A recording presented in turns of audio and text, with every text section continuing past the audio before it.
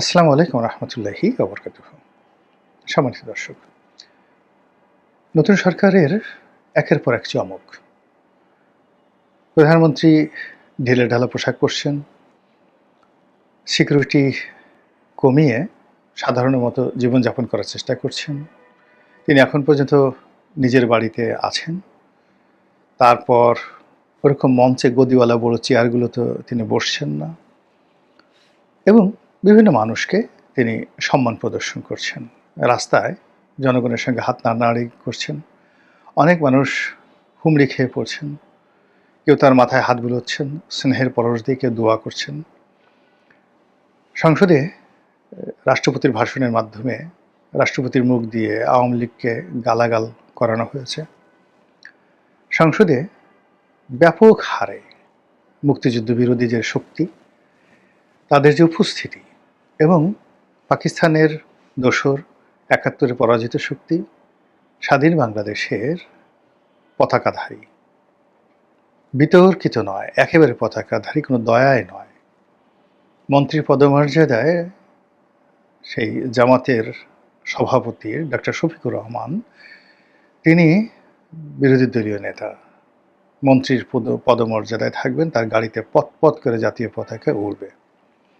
এর আগেও আওয়ামী লীগের মানে সেই ২০০১ সনে আওয়ামী লীগ জমানার পরে ২০০১ সনে জামাত বিএনপি সরকারে জামাতে দুজন মন্ত্রী ছিলেন, তাদেরও গাড়িতে পথ করে পতাকা উড়েছিল, বলা হয়েছিল বিএনপি দিয়েছে। কিন্তু এইবার কিন্তু বিএনপি দেয়নি। এবার জামাত তার আপন শক্তিতে, আপন কৌশলে তাদের গাড়িতে তারা পতাকা লাগিয়ে ফেলেছে এবং স্বাধীন বাংলাদেশের সংসদে তারা প্রধান বিরোধী দল এবং ওই সংসদে দাঁড়িয়ে তারা শোক প্রস্তাবে ৭১-এর মহান মুক্তিযুদ্ধের বিরোধিতা করা এবং যুদ্ধাপরাধের দায়ে যারা সাজা প্রাপ্ত হয়েছেন, যাদেরকে মৃত্যুদণ্ড দেয়া হয়েছে, তাদের ব্যাপারে শোক প্রস্তাব সংসদে উত্থাপন করা হয়েছে এবং বিএনপিকে সেটা সানন্দে গ্রহণ করতে হয়েছে। এতই জামাতের ক্ষমতা। আমরা যারা বাইরে আছি, সরকারের বাইরে আছি, আমরা যেভাবে সরকারকে দেখি, সরকারের ভিতরে থেকে আসলে সেভাবে দেখা সম্ভব নয়। আমরা যেটা দেখছি যে সরকার বর্তমানে স্বয়ং প্রধানমন্ত্রী জামাতের এজেন্ডাগুলো বাস্তবায়ন করার চেষ্টা করছেন। জামাত যে ইসলামাইজেশনের কথা বলছে, সেই ইসলামাইজেশনের চাইতেও আরও কড়া ইসলামাইজেশন করার জন্য তারা চেষ্টা করে যাচ্ছে।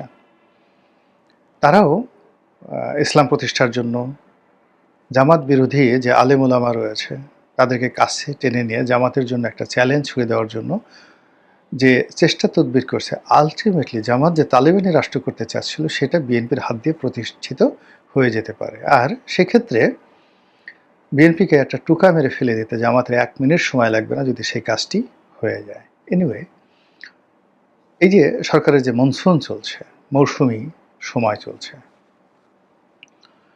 বা সরকারের যে বসন্ত চলছে, সরকারের যে হানিমুন পিরিয়ড চলছে, এই পিরিয়ড কিন্তু ঈদের পরে থাকবে না।